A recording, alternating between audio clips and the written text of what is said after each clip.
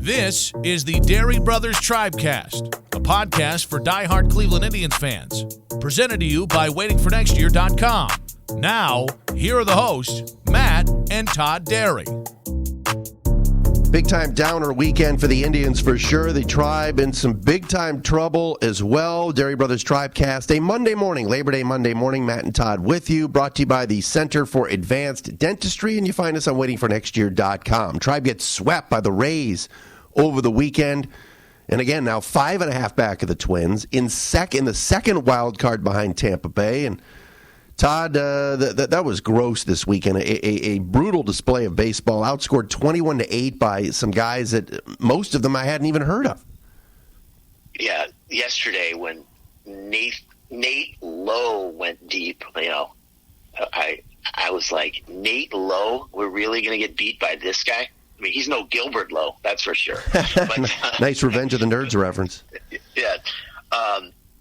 It was very frustrating. My other favorite part of the weekend, by the way, was when you texted me yesterday morning. You're like, I can't watch today. I mentally, I need a break. And then in about the third inning, you texted me something. I was like, I knew you couldn't stay away. You're like, oh, great at bat by Bowers. Yeah, that's what it was. Yeah. You want to go through my day yesterday here? All right. I decided I'd had enough. And sometimes when I take a break and just stop watching and paying attention and pretty much rely on you and executive producer Jeremy to just text all the updates, we usually do well. And yesterday, walking through IKEA, I lasted about 2 innings before I fired it up on the phone. I don't blame you. Right now, I feel like I have to watch every pitch and every inning. Not that I don't do that normally, but these games are just so big, and the series was so big, and they came out so flat offensively all weekend. They were just terrible. It was very frustrating. I mean, obviously they're very banged up, but it just felt like they were going through the motions. After it was like the Friday night.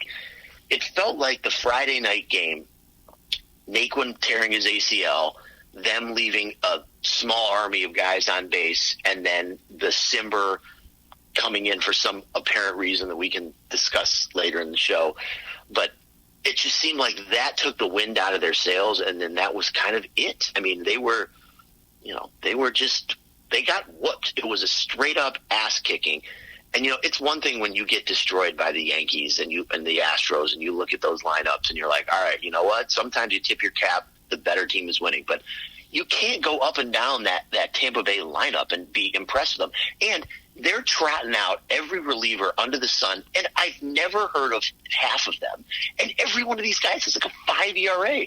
I mean, yesterday it was Hobie Milner's second appearance, Peter Fairbanks, Andrew Kittredge. I mean, like, we couldn't touch these guys. It just made no sense. Well, very frustrating all around for sure. Yeah, and this is what the Rays do, and they've got guys all over baseball, and this has been well known even when Andrew Friedman was there, and of course Friedman now running the Dodgers, no relation to Todd Friedman, that when you, I thought I was going to get a laugh out of that, but I laughed. Is he a listener? Yes, he is. Okay. Absolutely. All right. Anyway, so since Friedman has been there, Andrew Friedman, they've got guys on computers and laptops, these young nerds all over baseball, finding guys. They are heavy on analytics. They're heavy on the computers.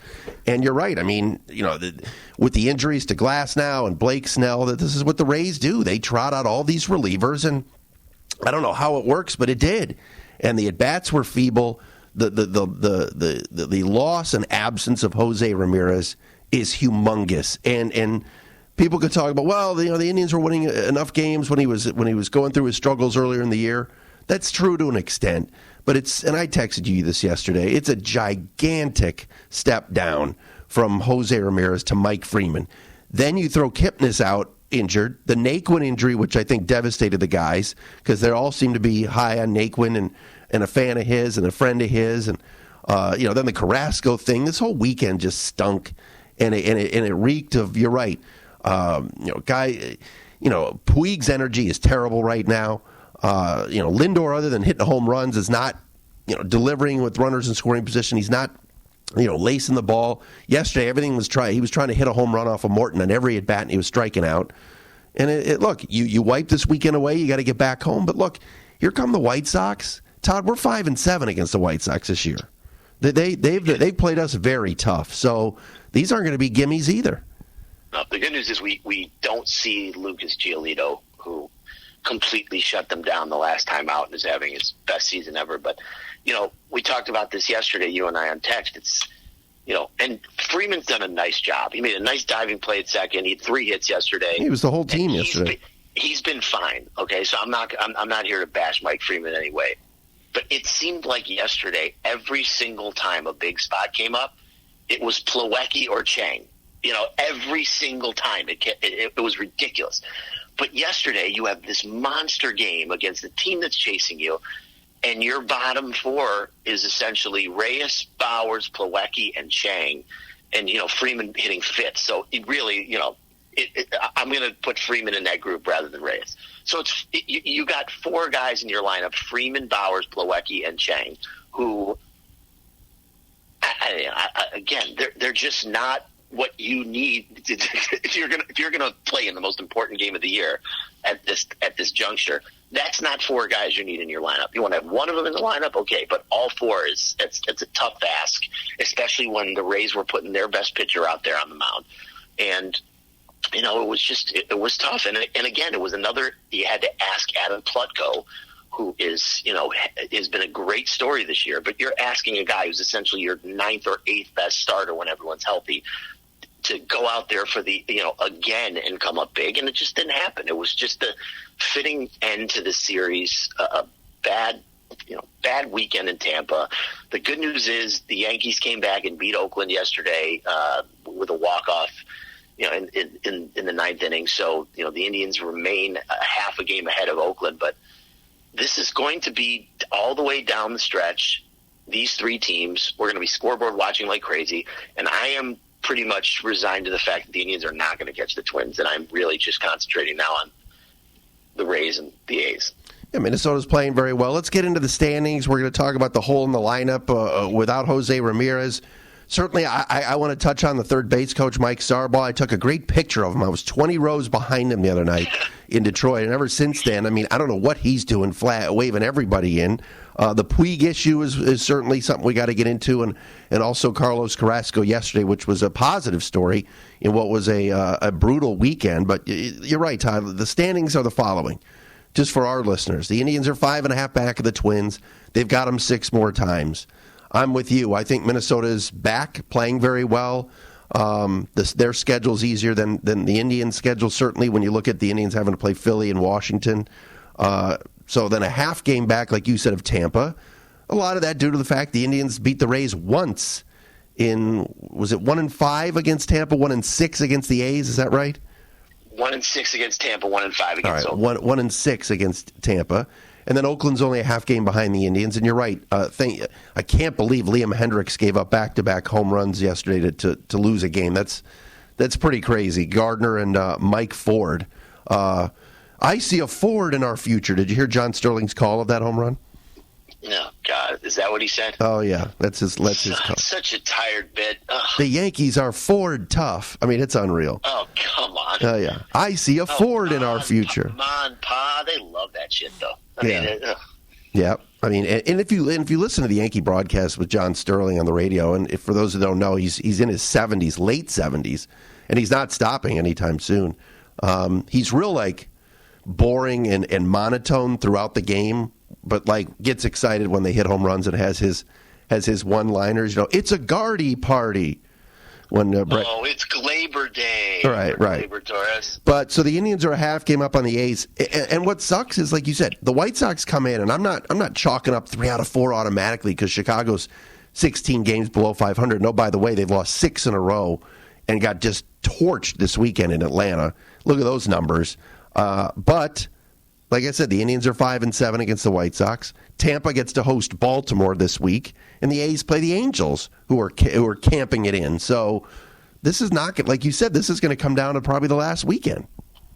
The biggest reason that I'm chalking it up for the Twins to win the division is their last 12 games are 3 against the White Sox at home, 4 against Kansas City at home, 3 at the Tigers, who are the worst team in baseball, and 3 at Kansas City. While the Indians are going to have 6 of their last 12 against the Philadelphia Phillies, who are still fighting for a wild card, and the Washington Nationals on the road, who are still fighting for a wild card. And by the way, those last 3 games, you're going to lose Franmil Reyes because there's no DH in the National League Park, which is the only level of baseball where the pitchers bat, and it's the stupidest shit ever, and it drives me insane. But anyways, with the Twins' schedule being that soft, and I know the Indians have 6 games left with them, but you're going to have to go 5-1 at worst if you're going to have any sort of shot of catching them. And I just, and I know Kyle Gibson went on the DL, and their starting pitching's not great, but they just set. Did you see this? They set the major league record for most home runs in a season by a team. Yeah, the other night in Detroit. Yeah, it was Jake, not Jake Cave. It was the other young kid that hit 2 home runs for them. The catcher, Garver. Yeah, Mitch Garver. Gary Garver. There's a month left in the season. It's insane. Tampa and Oakland at least have a tougher schedule. I was taking a look. I know that Tampa has to go on the road to Los Angeles and play the Angels and Dodgers. 5 straight days, the Angels and the Dodgers, and they still have the Yankees and the Red Sox left too. I know, so that's tough. And then the A's still have to play the Astros. It's again, this is going to come down to the end. But I said this yesterday in a tweet. I just said it on my spot that I did on 92.3 this morning with Gene Winters, which was, if the Indians miss the playoffs by 1 game, there's going to be a lot of things that we point to. One being, I can go back to the hand-blown save in New York where he didn't cover first, the back-to-back 13-0 losses in Baltimore, which still I will never understand. But most, to me, it's going to be 1-5 against Oakland, 1-6 against Tampa, the 2 teams that you fought against for those 2 wild card spots. Yeah, head-to-head. Head-to-head. Yep. 2-11 total against those 2 teams. That's tough. No, it is. And, you look at this week, and we'll go over the pitching matchups, but you got to get back to playing. And look, it seems like the Indians have been on the road the entire month of August. Then they sprinkle in like a 3-game series at home. The schedule maker's a joke. Dude, it's an absolute joke that they have played a 3-game homestand, went on the road for 6, a 3-game homestand, went on the road for 6, and now are home for 4, and then go again out on the road for 5 or for 6. I mean, how can you have a 3-game homestand, a 3-game homestand, and a 4-game homestand? That's ridiculous. Right, and then we get back home and play a bunch at home, but it's like it just seems like and I know it's stadium availability, whatever else. Mostly baseball stadiums are just baseball, but I understand in the summer some of these people do concerts. I recall here in Detroit when Kid Rock did 3 days at Comerica Park. I know you're a big Bob Ritchie fan. By the way, I was at Comerica Park, what was it, Wednesday night for the 4-2 victory. And let me just say this. The Free Press in Detroit is notorious for always making fun of the Indians' crowds and the fact that they can't put people in the seats at Progressive Field. My God, Wednesday night was like going to a cemetery. It was the most depressing atmosphere for baseball I've ever seen. And I think Tiger fans are pretty good. I don't blame them for not going out there. But talk about a weird just scene there. I sent you the picture. I mean, literally, I had my own row. There was nobody in our row, and I was in the 24th row and right behind the Tigers dugout. It was, what a weird week. Like the Indians go in and just destroy this minor league team. Then they go to Tampa and they just get outscored 21-8. I mean, you could sit here and try to be positive and go, "Hey, we went 3-3 on the road trip." Oh my gosh, it was a complete opposite. I'm sitting here so depressed after watching the BS all weekend. This late in the season, you can't be dicking around. You got to, especially against a team that is directly behind you and getting swept. But Thursday's day game, I was watching it on TV, and when Hand came in for the save, there was a camera angle that they were showing him straight on from basically like first base, and behind him, and this is lower deck, probably even with third, all you saw was empty seats. There looked like there was nobody there on Thursday, and everybody who was there was an Indians fan. I mean, it reminded me of back in the day when, in the 90s, when everybody used to take over, Indians fans took over whatever stadium they were playing in, whether it be Comerica Park or Tiger Stadium. And back in the recent years during active ball, when the Tigers were in there winning the division every year, and they would come in and their fans would take over our stadium. Yeah, no, it was kind of a weird scene, and I mentioned this to my wife at the game. I said, we're never good when they're good. When they're good, we suck, and then when we are good, they suck. Rarely do you find the Indians and Tigers fighting it out for the division at the same time. All right, let's get into it. Matt and Todd on the Dery Brothers Tribecast on this Monday, Labor Day. Tribe and White Sox tonight, first of 4. Look, the hole in the lineup without Jose Ramirez, we touched on it before. Yu Chang, it's a tough sample size to all of a sudden kind of ridicule the kid. It was the 9th inning the other night in Detroit when he made a pretty nice play on a ball, and I said, man, he looks like he belongs, especially in the field, because he just slung it over there. But at the plate all weekend, the Rays were very selective on how they were pitching guys to get to Chang, and then just sliders and curveballs away, and there was no chance. And that's what sucks about this situation, taking Jose Ramirez out of the mix and having to thrust this young kid in there. He doesn't have an RBI yet. I don't want to bash him, but it is what it is right now. It was tough watching. It's like yesterday. Charlie Morton threw him his he's got one of the best curveballs there is. Chang had no chance on his curveball. I couldn't believe there was the at bat where he hit a loud out to right field with 2 on. I want to say it was probably around the 5th inning. The first 2 pitches he threw him were those curveballs, and Chang was like, he looked like he looked like Pedro Serrano up there. Had never seen a curveball in his life. He looked like Adam Barta at the plate. In the meantime, he swung and missed both times, and then he threw him a 95-mile-an-hour fastball right down the middle. I couldn't believe he threw it to him. But Chang's in a tough spot. You can see the potential there, but this is not exactly the greatest time for him to be learning on the fly. But they don't have any choice. It's one of the things that is a shame about and listen, I was all for one trading deadline, but last year, before August 31st, the Indians acquired Josh Donaldson to play third base. They had no recourse this time around with Jose's injury because of the trade deadline. So you were basically stuck with going with Chang and Freeman. And listen, it is what it is. But as you said earlier, the drop off from those guys, especially as hot as Jose was, is just gigantic. And even with Naquin's injury, Naquin's been very good, both defensively and hitting in the 9-hole. And now you're basically going to be counting on Greg Allen, Jake Bowers, and Jordan Luplow to man that spot. And I'm not saying there's a monster drop off, but Bowers actually looked pretty decent yesterday against his old team. He had 2 RBIs, and he had that big ground rule double in the 2nd inning. But nice ballpark down there. It's like having a Super Bowl out there. Things should be raised. The only good thing about it was a dome, because this weekend would have been rained out the entire weekend. So that's about the only good thing about it. But that park's the worst. But it's this is danger time. I mean, we talked about the White Sox coming in. You can't afford to lose to this bad team. I mean, anything less than 3 or 4 has to happen. I need a sweep personally, but 3 or 4. We're not sweeping them.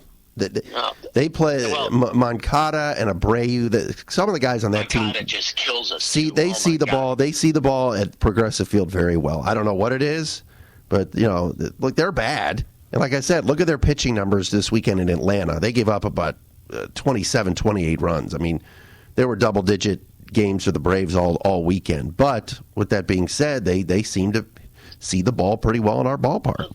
Well, they got a nice lineup. Listen, yeah, they're not bad. Their top 5, which is Garcia, Tim Anderson, Abreu, Moncada. It's actually top 6. McCann's ice cold now, but Eloy Jimenez. These guys are all really good players. They are. They're good quality players. So they can definitely hit. It's the Indians' offense needs to wake up, because you talked about, we're missing Giolito, and their bullpen sucks. So we should be able to at least hopefully get the bats going again this week. No doubt about it. And you mentioned the bullpen. We could sit here all day and talk about the 8 runs they scored over the weekend and everything else, but the Indians have a few holes in the bullpen when they're going into games that they don't want to use their big guns. And, I'm about done with Hunter Wood and a few of these other guys because, quite honestly, they still gave up 21 runs as well. Like, we can talk about the 8 they gave up or the 8 they scored, but the 21 they gave up too. Having to bring in Phil Maton and Hunter Wood and a few others. What about Blotero yesterday? Oh, enough already. 5 hits he gave up in that inning. Great guy, and I know Andre Knott always talks about, Dan Otero, leader in the clubhouse. Okay, great.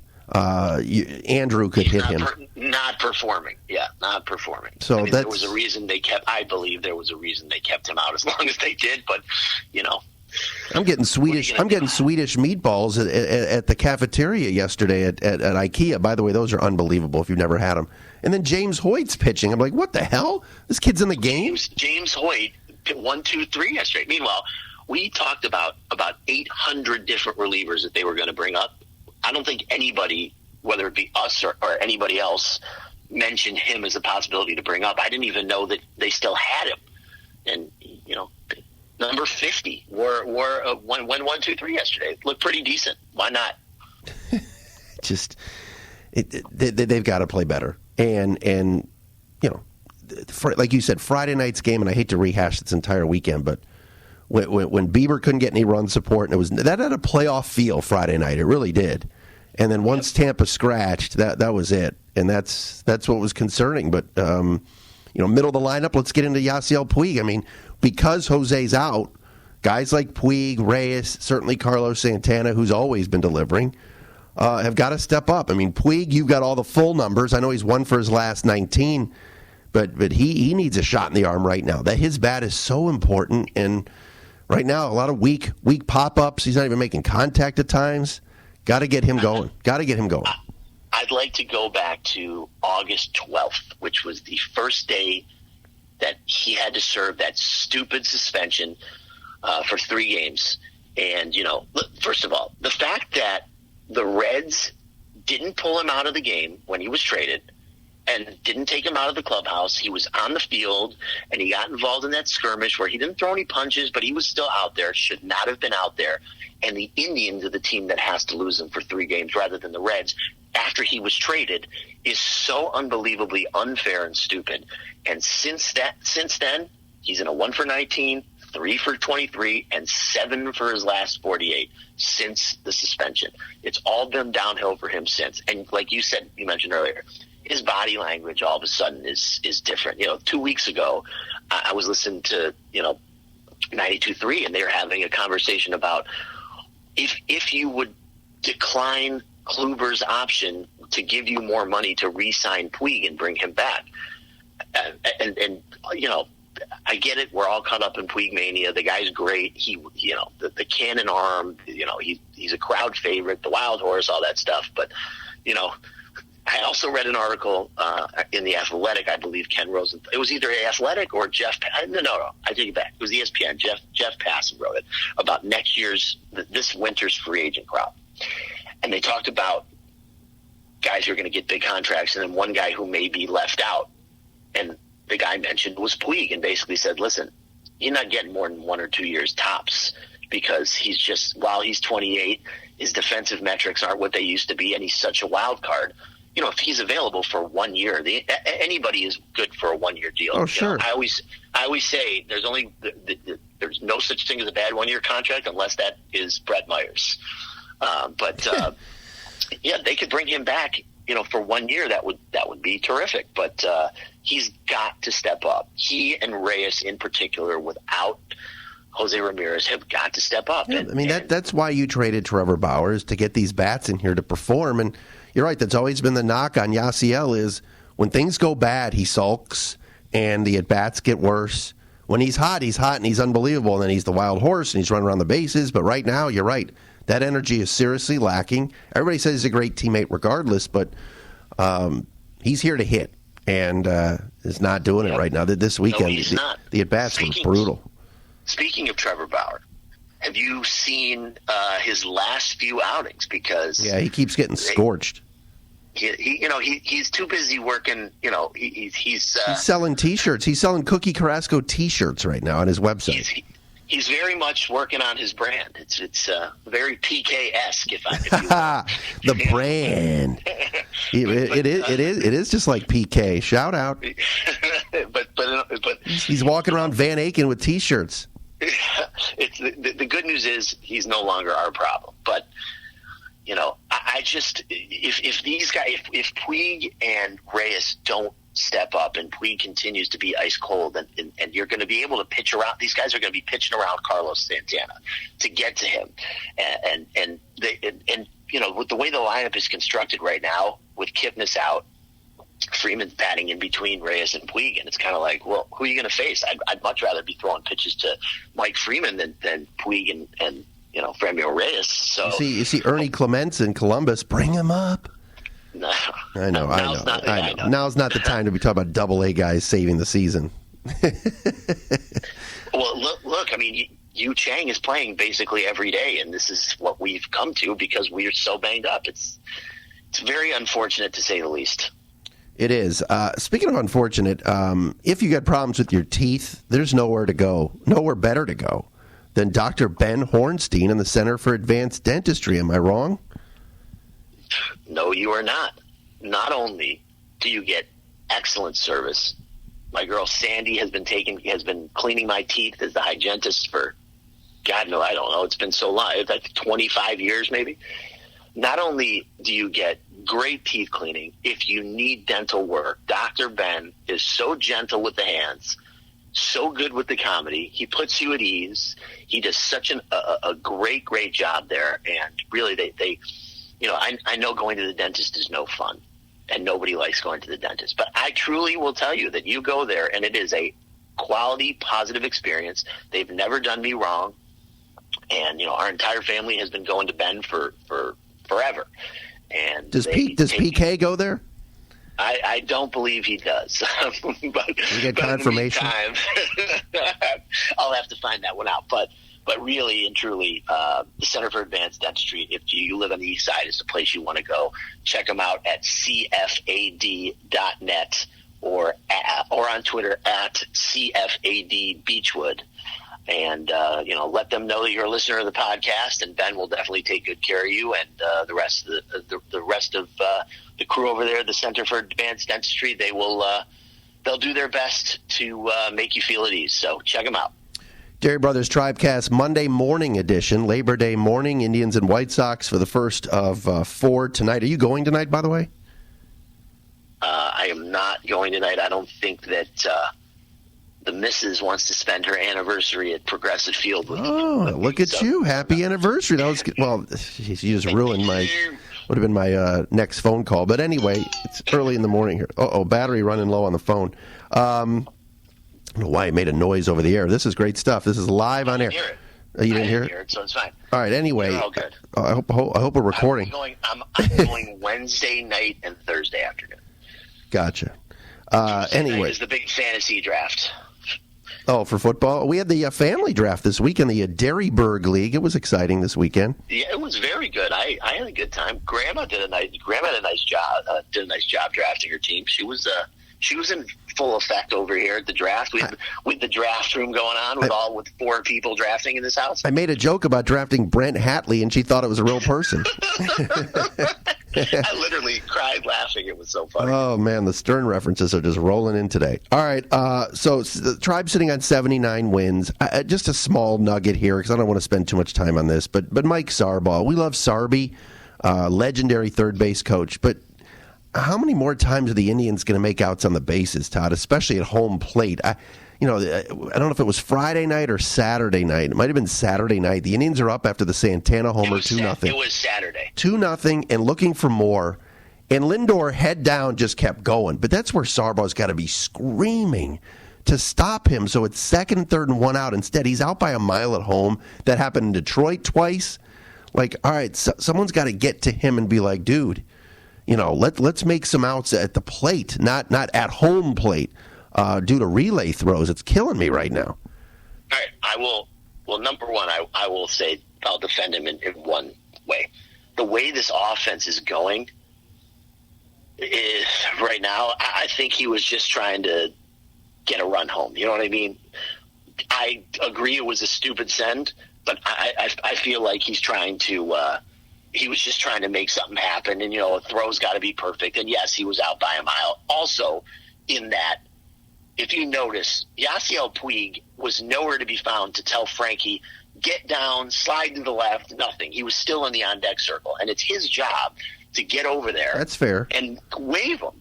You know what I mean? I mean, listen, Sarva shouldn't have sent him home, but Puig's got to get over there. And again, he was nowhere to be found, so that didn't help. But I think Sarva was just trying to do that. Also, every home game I go to, it's the same. They announce, when the Indians are coming up, they always say, coaching first base for the Indians, Sandy Alomar Jr., and everybody cheers. And then they go in, coaching third base, Mike Sarva, and it's crickets every time. This poor guy. Poor Sarby, man. I always clap for him. I still love him, but put the freaking stops. Put the freaking stop sign up, dude. Jesus, it's killing me. Yeah, he's like wave him in Wendell Kim. I mean, that's it. I haven't seen somebody so aggressive since Wendell Kim. But oh, God. Listen, it's a minor note, but I had to mention it. He is the least of our problems. There's just one more topic I want to get your opinion on before we go. Can I mention one? Can I mention one quick other note? Is that Tom Hamilton's son, Bradley Hamilton, is in the USPBL, and I do some work for them up here. What a great kid! Great kid. All right, Hamilton. Yes, great kid. That's good. And hopefully we can get Hammy on the podcast at some point. And I know that's your boy, and I love him too. But he's the greatest. So the last topic I wanted to discuss with you, and I wanted to get your opinion, because we actually didn't really talk about it at all this week. For those out there, there's a constant text chain going on and between myself and Matt and executive producer Jeremy. And usually when we start having these phone conversations about stuff, I always say to Matt, we got to keep it organic for the pod. Let's not talk about this. Save it for the pod. The Kansas City Royals were sold for $1 billion to John Sherman, who is the Shermanator? Yes, the minority owner of the Indians, who came in with the influx of cash, investor, which allowed them a couple years ago to add pieces and was a integral part of getting adding to the roster during these runs. So now, obviously, part of the deal is he has to get bought out, whether that be from another investor or from the Dolans buying him back out. But he is going to be the owner of the Kansas City Royals. So you see that price tag of $1 billion for the Royals. That is insane. Insane. How much money did David Glass? How much money was he hoarding for himself when not spending on the club for all those years? Oh my gosh! He bought the team for like $90 million or $88 million. Wow. Yeah. So in the meantime, it's very hard. It's very hard, and it's going to be very hard, should I say, when the Indians continue to cut payroll and they're nickel and diamond here and there, and they're doing what they get, and I get it, and money is different. Money in hand is completely different than what the value of the franchise is worth. But when you pay $300 million for something that's now worth over $1 billion, it's kind of hard for fans. Correct. To sit there. I knew that's where you were going. Yeah, and sit there and go, well, how can they not spend money when they know that when they sell, they're going to get $1 billion for this? Here's the other thing. Can I say one more thing? And I think this is a great point, and I know what you're asking me. Number one, yes, the Indians need to find another financier or another person to take Sherman's place. Number two, I've seen the Indians' television ratings. They're really good. So top 3 in the league. Sell some better ads. I don't know how many times I've had to say this, and I'm not making fun of sponsors. How much money is that really worth? I mean, you would know this stuff better than me, but how much is ad It's worth a lot. If you've got a lot of eyeballs in the summer and it's the only game in town for a good chunk of time, and I understand it's the week 1 of the NFL, so now if you're a 92.3 listener or whatever, you're going to be inundated with Browns talk. But for the summer, that's a key time slot where people are at home, they're in that routine of every night they're turning on the Tribe, and that's where you've got to, and I don't know who's in charge of the sales department at STO or Fox or the Indians or whoever does that, do better, because they should be making good money on their ad space and ad time and ad dollars if those ratings are as high as everybody says they are. That's my opinion on that. Do better.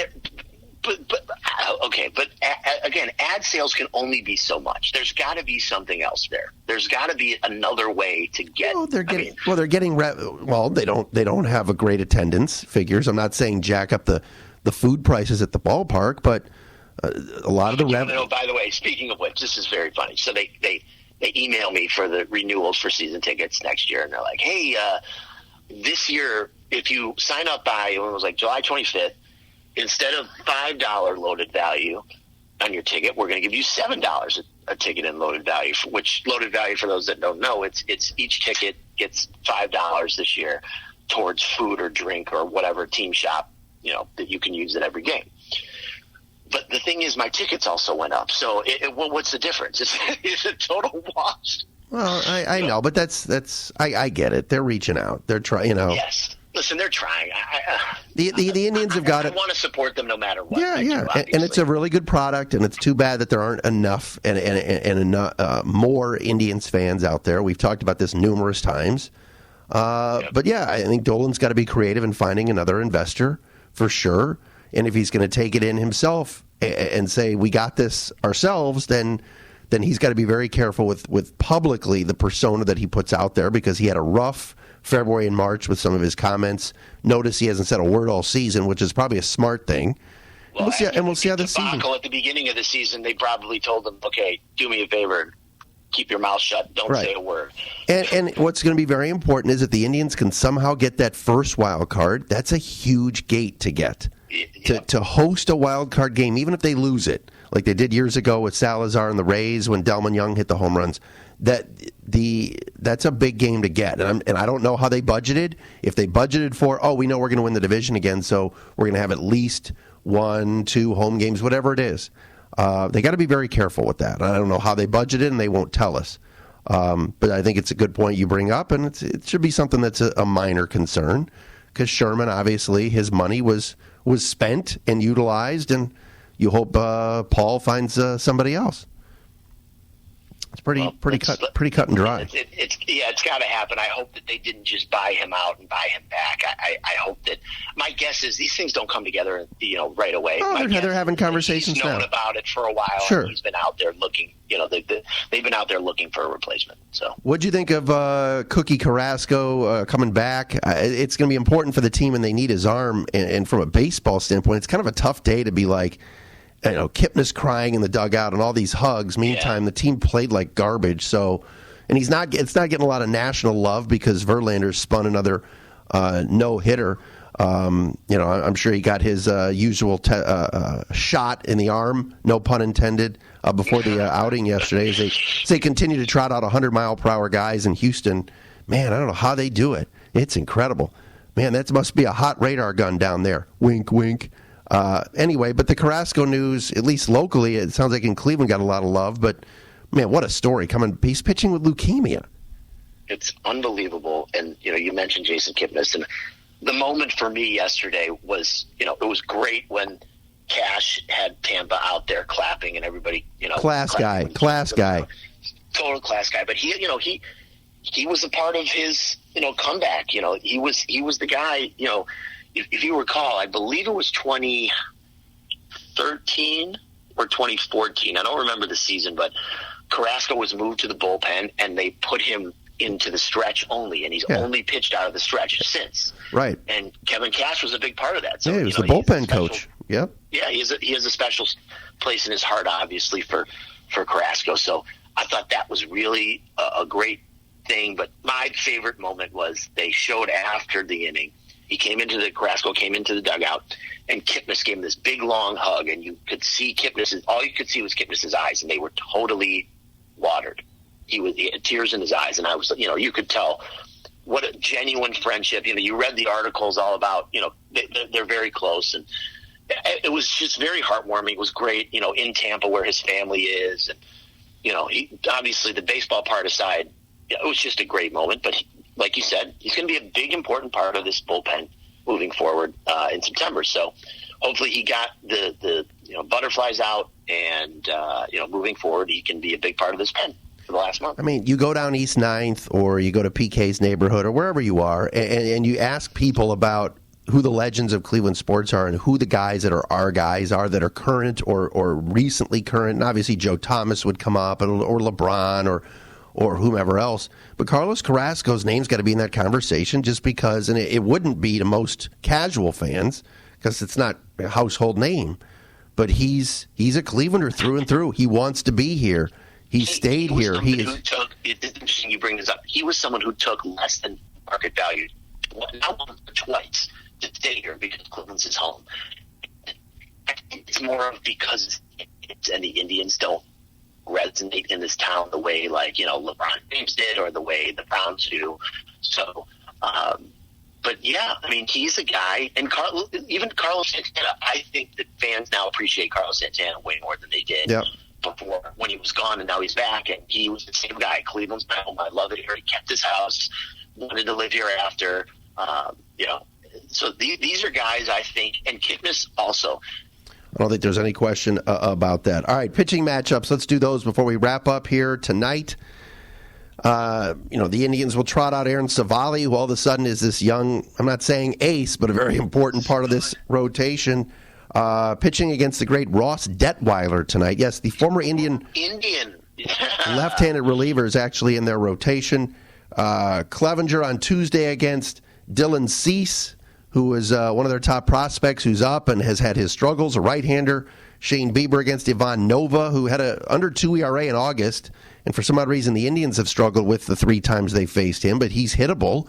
But he's had the Indians' number. And then the Thursday afternoon game, Zach Plesac against Reynaldo Lopez. So 3 right-handers and a lefty in there. And again, the Indians miss Lucas Giolito, the Cy Young candidate for the White Sox, who pitched yesterday and actually got racked around by the Braves. And then over the weekend, these pitching matchups courtesy of you, Todd. Great work by you. Adam Plutko on Friday against Michael Pineda, Savali, and Jake Odorizzi on Saturday, and then Mike Clevenger against Jose Barrios on Sunday. If we recall, the last time the Indians were in Minnesota, they beat Barrios on that Sunday day game in the comeback with the Santana homer. So hopefully more magic this weekend as the Indians go back on the road this weekend. Yeah, because God forbid they would play more than 3 games or 3 or 4 games in a row at home. Unbelievable. So, I don't know. It's going to be a tough week, but hopefully they get themselves back on track again.